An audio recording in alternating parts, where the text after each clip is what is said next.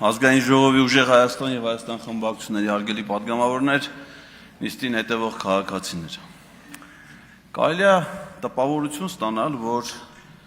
Հայաստանի գործող իշխանությունները եւ նրանց սատարող խմբակցությունը կողմ են Հայաստանի եվրոպական ինտեգրացիային, Հայաստան-ԵՄ փոխհարաբերություններին։ Բայց իրականում ճիշտ հակառակն է։ Մենք պետք է փորձենք փրկել այդ հարաբերությունները այդ մարդկանց ձեռքերից։ Որովհետև հարաբերությունները դրանք դատարկ խոսքերով չեն արտահայտվում,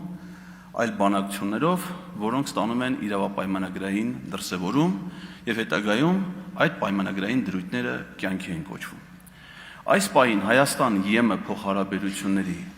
հաստատված, վավերացված ամենաբարձր մակարդակի փաստաթուղթը դա 2017 թվականի նոյեմբերի 24-ին Հայաստանի եւ ԵՄ-ի միջև կնքված ՍԵՊԱ-ի համաձայնագիրն է, որը վավերացվել եւ ուժի մեջ է մտել այս իշխանությունների օրոք։ ՍԵՊԱ-ի համաձայնագիրը 9-րդ էջում ունի մի ամրագրում, որը վերաբերում է Լեռնային Ղարաբաղի խնդրի կարգավորմանը։ Եվ Հայաստանը ու Եվրոպական միությունը ամրագրել են, որ իրանք հանձնառություն ունեն այդ խնդիրը լուծված տեսնել բացառապես խաղաղ բանակցությունների միջոցով ԵԱՀԿ Մինսկի խմբի համանախագահության ձևաչափում։ Եվ հիմա նայում ենք իրականությանը։ Ադրբեջանը սանձազերծել է պատերազմ, ագրեսիա է իրականացրել Արցախի նկատմամբ,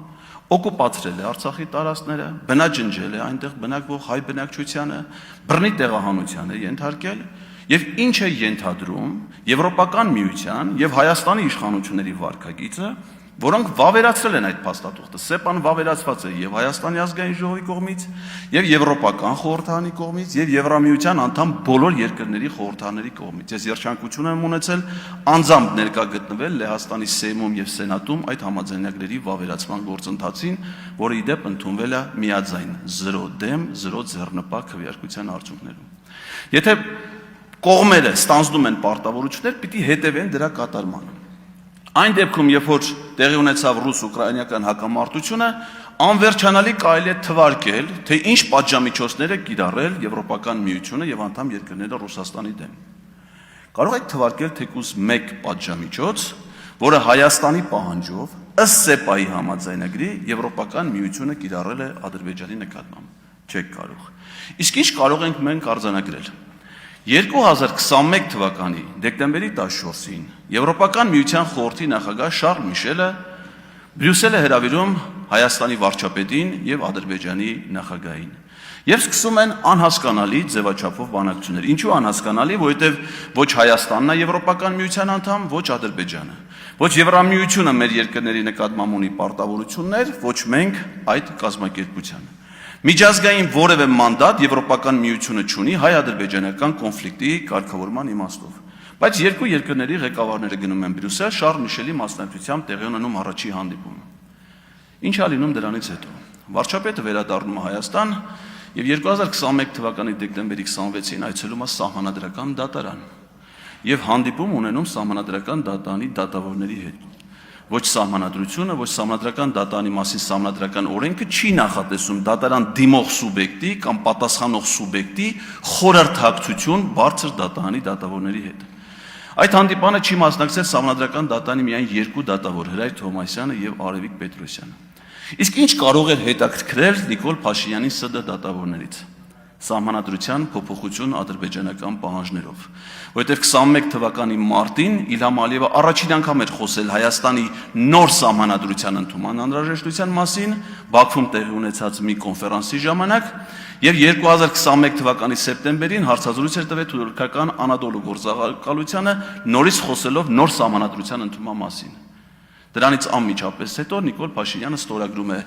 նոր հանձնաժողով ստեղծելու մասին որոշում, երբ որ մինչ այդ ստեղծել էր 19 թվականի հանձնաժողով, իսկ 20 թվին արդեն եղել էր Հայաստանում սահմանադրական փոփոխություն, որը վերաբերում էր միայն ՍԴ դատավորների փոփոխությանը։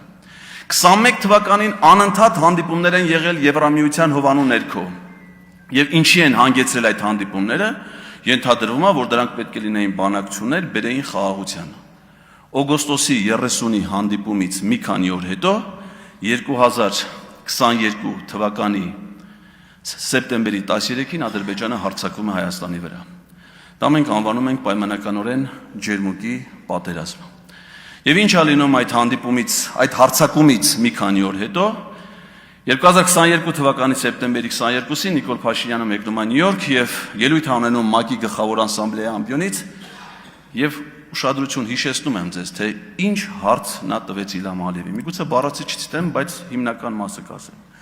Ես այս բարձր ամբիոնից դիմում եմ Ադրբեջանի նախագահին, որպեսզի նա ինձ ցույց տա այն քարտեզը, որը նա համարում է Հայաստան։ Պատկերացնում եք, սա ՄԱԿ-ի պատմության մեջ չի եղել այդպես մի բան, որ որևէ երկրի ղեկավար դիմի այլ պետության ղեկավարի, այն էլ թշնամական պետության ղեկավարի եւ ասի, խնդրում եմ ինձ ցույց տուր, որն ես թույլատրում, որ դառնա իմ երկիրը։ Ցավոք սրտի մինչ օրս Իլհամ Ալիևը այդ քարտեզը Նիկոլ Փաշինյանին ցույց չի տվել։ Իլհամ Ալիևի շուրթերից, նրա ստորագրած փաստաթղթերից դուք երբեք չեք գտնի որևէ թիվ, որը վերաբերի Հայաստանի կամ Ադրբեջանի տարածքներին։ Երբ որ Բերին հասցրեցին այդ պատերազմից հետո հոկտեմբերի 6-ին Պրահայի հայտնի փաստաթղթի ստորագրությանը, որի մասին քիչ առաջ նաև հարցադրումներ էր անում, ասում են, ինչպես եք վերաբերում այդ փաստաթղթին։ Շատ հանգիստ ենք վերաբերում։ Այդ փաստաթղթի ստորագրած ոչ մի կողմ իրավասություն չուներ ստորագրելու այդ փաստաթուղթը։ Եվրոպական միության խորհրդի նախագահը լիազորված չէր դա անելու, Ֆրանսիայի նախագահը համանախագահող երկրների նախագահներից մեկն էր եւ իրան հարց չի տալի, երբ որ ինքը որպես համանախագահող երկրի ղեկավար փաստաթուղթ է ստորագրում, ուր են Միացյալ Նահանգների եւ Ռուսաստանի նախագահները։ Իսկ այդ փաստաթղթի ստորագրումը ինչ էր ենթադրում։ Դրանից հետո Շարլ Միշելի հայտարարությունը, որտեղ առաջին անգամ հնչեցին թվեր Հայաստանի եւ Ադրբեջանի տարածքների վերաբերյալ, դեպ 29800 եւ 86600։ Նիկոլ Փաշինյանը մինչև հիմա Ադրբեջանի տարածքի մասին խոսում է, բայց դες որոշակի վերապահումները, որ Կասպից ծովի մակարդակի իշխնում բարձրանում, Ադրբեջանի տարածքն էլ է փոխվում։ Եթե չեմ սխալվում, Կասպից ծովը ողողում է նաև Ռուսաստանի, Իրանի, Թուրքմենստանի, Ղազախստանի ափերը։ Բարձրում այդ երկրների տարածքը, դες անընդհատ էս դինամիկ փոփոխությունների մեջ է, դες կարող է դες թեքվում է Կասպից ծովը, դες մի քիչ տենց Ադրբեջանի տարածք պակասում է, Ղազախստանին ավելանում է։ Ույս մարդիկ պետություն են ղեկավարում, հասկանում եք։ Իսկ իրանք Ադրբեջանը, որը լուրջ է վերաբերում այդ ամեն ինչին, նրանք թվերից չեն խոսում, որտեղ նրանք նոր պահանջներ ունեն։ Իսկ թե որոնք են այդ պահանջները,